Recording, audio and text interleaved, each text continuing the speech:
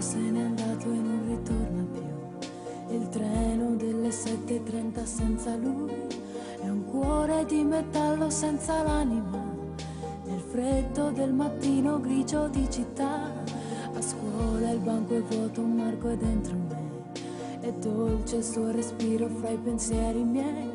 Distanze enormi sembrano dividerci, ma il cuore batte forte dentro me. Chissà se tu mi penserai, se con i tuoi non parli mai, se ti nascondi come me, sfuggi gli sguardi e te ne stai rinchiuso in camera e non vuoi mangiare, stringi forte a te il cuscino e piangi e non lo sai quanto altro male ti farà la solitudine. Nanai, nai, nai, nanai, nanai,